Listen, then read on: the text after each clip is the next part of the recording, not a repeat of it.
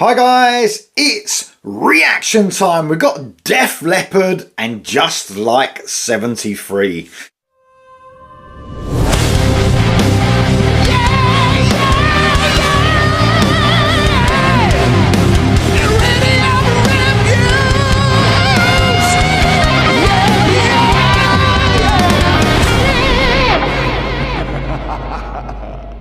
Before I get on to the reaction, a huge thank you to Hell in the Skies.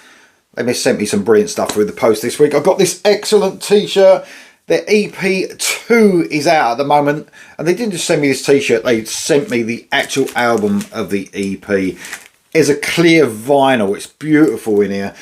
They've actually sent me this and it's a limited edition, 22 out of 100. Amazing stuff. This EP is brilliant. Check it out. They're like a heavy, sludgy, doomy band. I love it.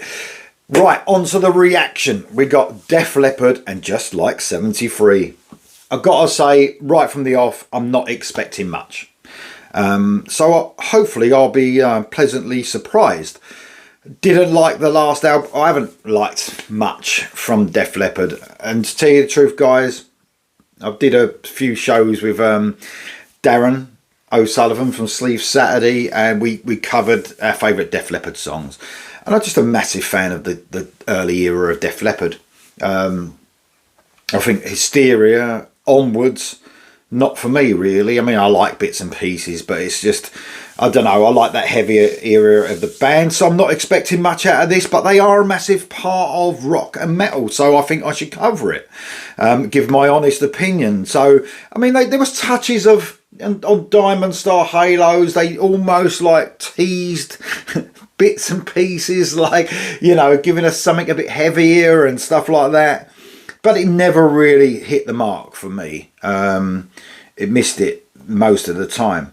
So, I mean, but you never know, man. I mean, bands can, you know, sometimes surprise you. This has got Tom Morello on it from Rage Against the Machine. This is the Tom Morello version. So I don't know how many other versions there are out there. But, you know, Def Leppard, like I said, I mean, they've influenced so many bands. I mean, a lot of these bands that are behind me, you know, newer bands and stuff like that, Nitrate especially, massively influenced Nitrate. So, you know, their place in the world of rock is massive.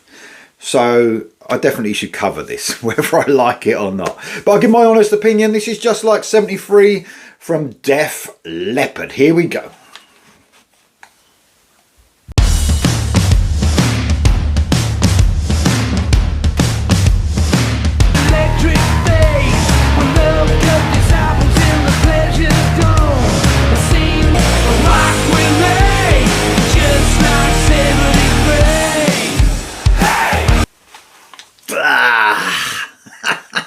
Just to tell the truth, it's no surprise. It's just what they've become, isn't it? You know, that massive in that glam, that 70s glam that they seem to be so influenced by. I mean, this name that I'm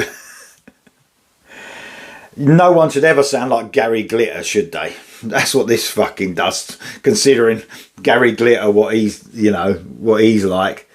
But that's what this sounds like, man. It's really touching upon that glam 70s era, yes. They've done that on the last album, yes. Do I like it? No, I fucking don't. It's just, it's awful, because I've always said that, and I said in those best Def Leppard songs on Sleeve Saturday, which are brilliant, by the way.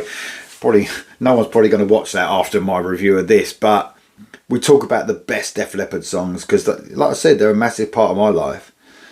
And they influenced so many bands. They were the leaders at that time. And I know they're all getting on a bit. So you can't... This is what winds me up about fans that are just devoted to bands and won't have you say anything bad about them. All I hear is, you know, they're in a different place in their life and, you know, they're older and all that. All right, do what you want to do, but then you've got to take the hit when people don't like it, and people who fell in love with this band when they were a different band. You've got to take that hit. And you fans have as well. You've got to understand that this isn't, you know, a load of other band. This could be written by fucking so many bands. It just sounds like it's been written in like 5 minutes to me. You know, it's just a rehash of other songs that out of the 70s, and not a really good part of the 70s either. It's terrible, man. I mean, they are, and like I said, there's bands out there, man, that Judas Priest, for instance, totally, they're not Def Leppard. I know they're a different sort of band, but look at the album they brought out this year. One of my favourite albums from them. I actually like them more now than I used to. They've got better, and they still got that heaviness in them, and they're in their 70s. You know, there's no excuse for the age part of it. But the worst thing about this is just the songwriting. It just sounds so formulaic now, and that's so disappointing from Def Leppard. Because if you listen to, you know, especially Pyromania, that was inventive stuff. That was ahead of its time. That had some of the greatest guitar riffs I've ever heard in my life. It had some of the sweetest backing vocals I've ever heard in my life. The massive choruses, but it was really clever as well. This is, man, it's not good. I mean, the performances are okay. Do you know what I mean? Joe Elliott, you can't expect. I mean, vocals are hard to keep your vocals. He's in tune. It doesn't sound a lot different than he used to from Hysteria onwards, because remember, his voice changed as well completely. He never, you know, that heavy metal scream he used to do. I understand, you know, but that went in Hysteria. From Hysteria onwards, that was so early on in their career, he lost that, and now he sort of does that talking sort of thing now. It's like he's done for fucking how many years now? Fucking 40 years or something.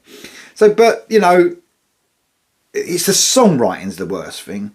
You got a heavy metal fucking guy here, fucking amazing guitarist. I'm so glad he's got last in line to just belt out those fucking heavy metal riffs, because he must be like, man, it sounds like that song, Rock and Roll. Right, is that Gary Glitter? I think it is. I shouldn't even be mentioning Gary Glitter on here. That's how bad this is, but that's what it sounds like to me. Yeah, not good. Not good at all. There's nothing in this. It's so drained of life. It feels, there's not one bit of energy in this either. It's so, and that, you know, that again, the excitement that Def Leppard gave you. Even now, I listen to High and Dry and Pyromania now, and I'm excited. And that's fucking, I've heard them albums a million times. Anyway, I love, you know, for Def Leppard fans, for any fan of any band, if you love it, I'm totally happy for you. It's just not for all us Def Leppard fans, is it? We're just, maybe I shouldn't cover them anymore, because it's been a long time since I've been happy with anything Def Leppard have brought out. But, you know, like I said, they're a big part of rock and metal. Here we go for the rest. Here we go. It might change. It might change. It's not 73.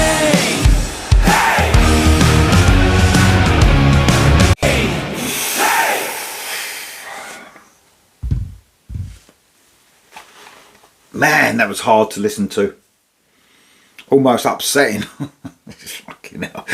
Anyway, that was Just Like 73. I've got nothing more to say. The Tom Morello solo was like, I was expecting that sort of thing. It's almost like he does with Rage Against the Machine. That sort of trickery on the guitar, using those sort of weird effects that he does. And then I think there was I don't know if it was him doing the later one. It might have been one of the Def Leppard guitarists, I suppose. But yeah, disappointing. Not basically, I'm not surprised. Just Like 73, Def Leppard. Let me know what you think of it in the comments below, guys. Listen, Def Leppard fans, you got to understand I'm old, right? But I'm not stuck in the 80s or anything like that. I love modern music. But that hasn't got anything that's classic or anything that's decent, that's modern either. There's nothing about that song. It's catchy. What more can I say? There's fucking pop songs that are catchy and they're awful. So Def Leppard, just like 73? Let me know in the comments below, guys, and I'll see you soon.